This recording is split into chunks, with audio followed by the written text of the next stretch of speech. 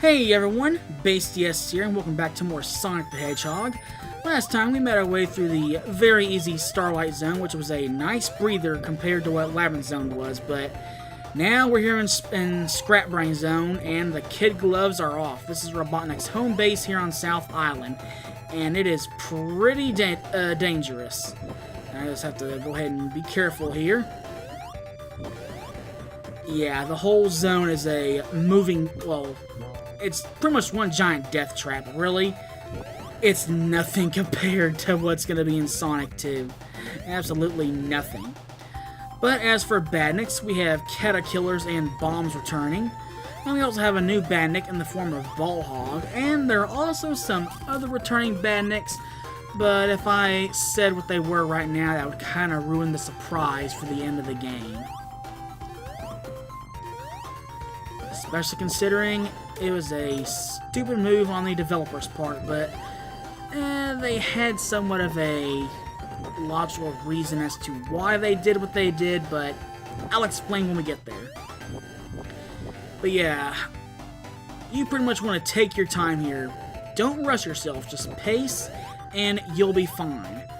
Granted, those flamethrowers don't make it any easier, and on top of that, with the badniks being everywhere, yeah, this whole zone is a nightmare, but like I said, it pales in comparison to the hell that awaits us in Sonic 2. And, of course, to be honest, it's not going to be much of an issue when I get there, considering what I'll be doing. So I just have to make sure not to get crushed here, and I'll be good. Just gotta take my time and don't rush. Come on. Yeah, very slow pace here, but what can you do? This is Robotnik's home base, and he built it to be like that, and really? Nope, not getting hit by that. Alright, goodbye, flamethrower, and I'm out of here. Alright, 1/3 of the way done. We're pretty much in the home stretch. And so now, as for Act 2, it actually takes place inside of Robotnik's factories. And that makes Scrap Brain Zone very unique. It is the only zone in the first game to where all three of its acts have a different background. As for what could possibly be radically different from being inside the factory itself, just wait. But first things first, one thing you might want to do to save yourself a little bit of time is you want to try to have 50 rings on hand. Reason being, there's actually an alternate pathway that you can only take if you have 50 rings when you get to a certain teleporter. And that's exactly what I'm going to try to do. Granted, the badniks and the numerous saws and flamethrowers are going to try to get in my way on that, but it's not an issue. And you gotta watch out for those electrodes, too. Yeah, wasn't risking it. Wait until that saw goes up. Alright, come on, go up, go up, go up. And I've really got to time it right at this point. Alright. And we're good. So if you didn't have 50 rings, you'll continue on right there. But luckily, since we do, we're going up to the top route. And it's a nice little shortcut to get to the end of the act. You just want to make sure you don't go head first into that flamethrower. Otherwise, your rings are going everywhere.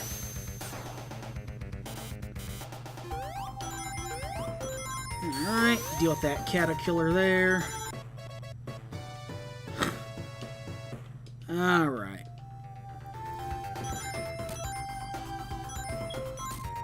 And we're good. And with that, we're done with Act 2, but we are not exactly done yet. And now what I think to be the cheapest decision the developers made. So right off the bat, you've got the final boss music. But look at this! Robotnik's hiding behind a barrier. And what does he do? He drops it in Act 3. But that zone card is a lie. This is not Scrap Brain Zone Act 3. This is Labyrinth Zone Act 4. And the developers knew damn well what the hell they were doing.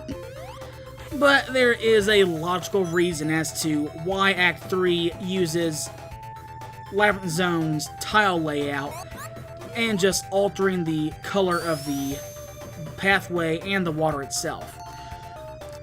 They actually ended up running out of time when the game was close to being released, and they didn't have anything designed up for Act 3. It was meant to have its own unique background, but because of the time constraints, they couldn't exactly do that, so they just went ahead and recolored a section of Labyrinth Zone, made a very crazy zone layout, and decided to put the player through one last hell before they got the right to fight the final boss. But for me, I'm taking the semi-long way.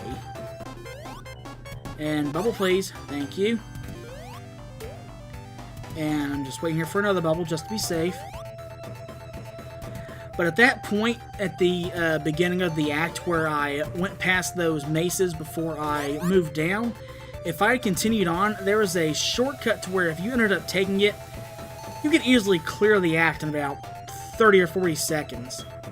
But then again, if this was your first time here, you wouldn't know about that, so you'd had to suffer through the hell that is Labyrinth Zone Act 4.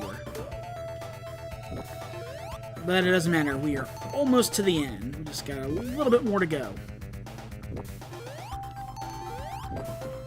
And as for the remaining badniks that I didn't specify, well, you see exactly why I didn't specify, because if I told you who they were, you would know what we would be expecting, and that hit made me ended up losing my words for a second there.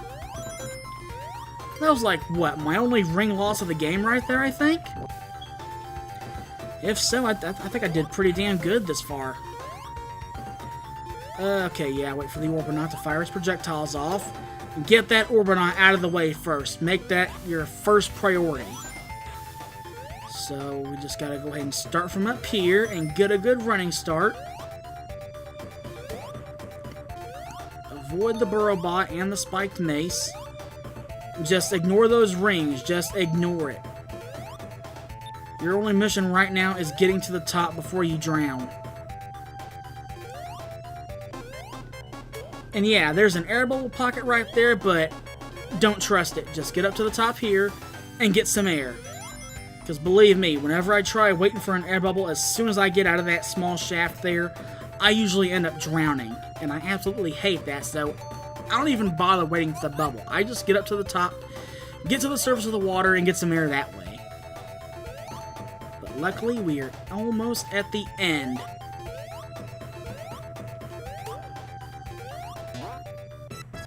But with that, we now come to Final Zone, so it's time to take down Dr. Robotnik.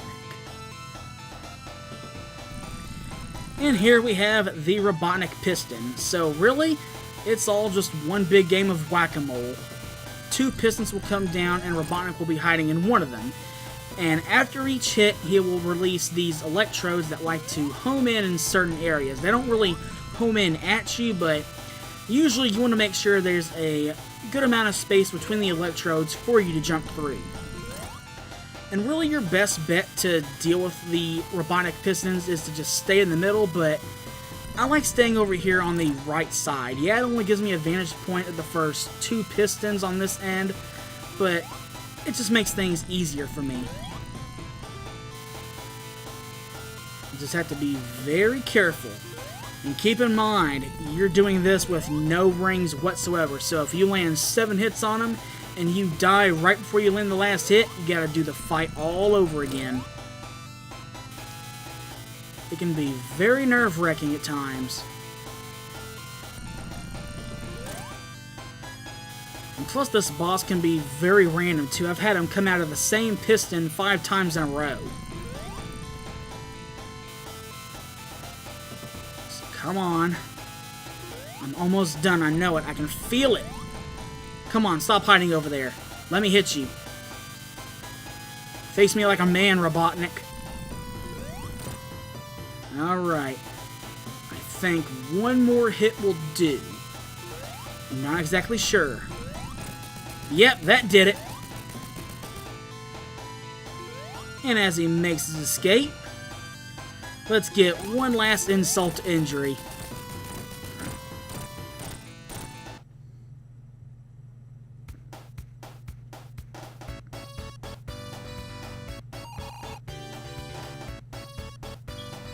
And with all the Chaos Emeralds,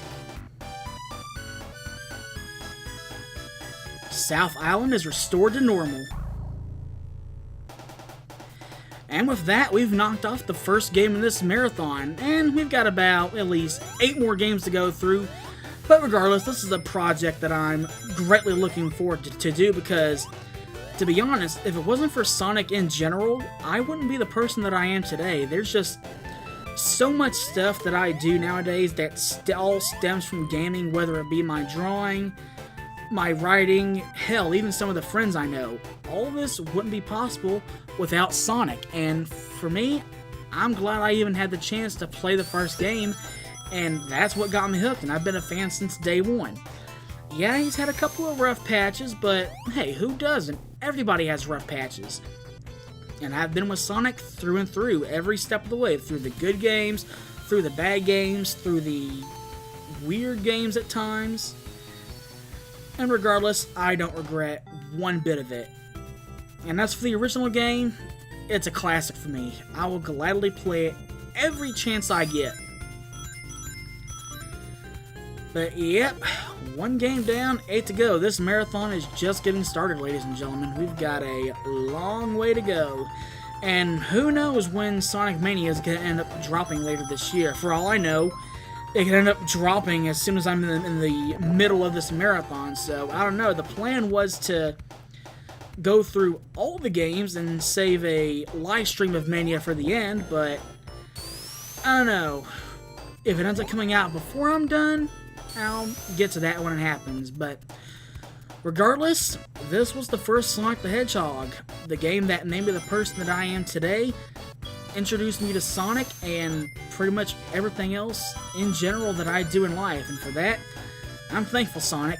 And so with that, until next time, thank you all for watching. Hope you're enjoying things so far, and I'll see you later when we continue things in Sonic the Hedgehog 2.